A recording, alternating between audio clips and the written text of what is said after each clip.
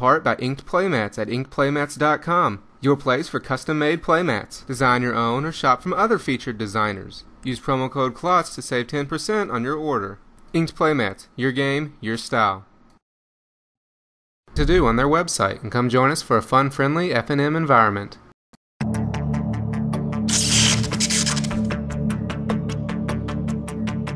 Hello everybody, this is Kevin from KlotzProductions, and welcome back to the final game of the match between Grixis Control and Blue-White Illusions. I started off by putting a Sulfur Falls into play tapped, and then Nick laid down a Glacial Fortress.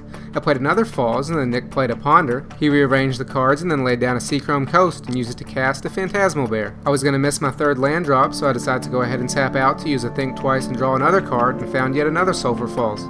Nick took me to 18 with his bear, and then I laid down an island. He took me to 16 with the bear, and then post-combat played another Ponder. He chose to leave the cards on the top, and then at the end of his turn I flashed back my Think Twice.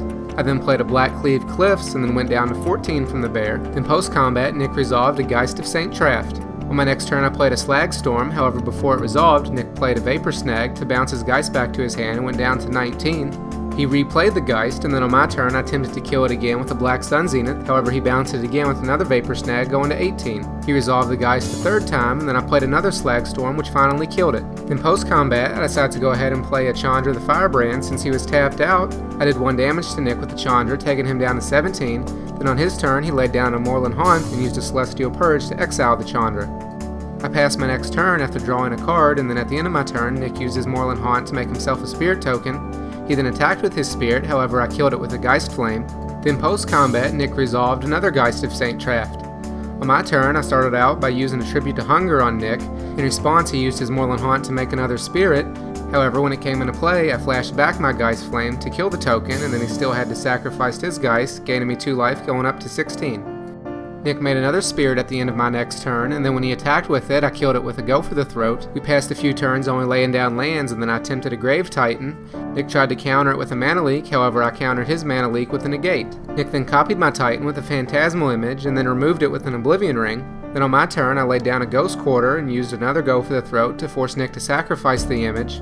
I followed it up by using my Ghost Quarter to destroy his Moorland Haunt while it was tapped. He then chose to attack with his 2 zombie tokens, so I traded for them with mine, clearing the board.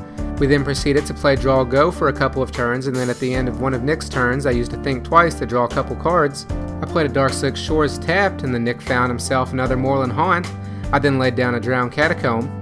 I then resolved an Olivia Voldaren. However, on Nick's turn, he used another Phantasmal Image to copy and kill the Olivia. He then followed it up by putting a Delver of Secrets into play. Then at the end of his turn, I used a Doomblade on the Delver. Nick played a Vapor Snag in response to bounce the Delver back to his hand, however I played a Mana Leak on it. He paid the 3, however I had a second Mana Leak, and he decided to go ahead and let the Delver die instead of tapping more lands. I then attempted to resolve an Inferno Titan on my turn, however Nick countered it with a Flashfreeze. Then at the end of the turn, he made himself another Spirit token. He then attacked with the Spirit, dropping me to 15, and then post-combat resolved a Phantasmal Bear.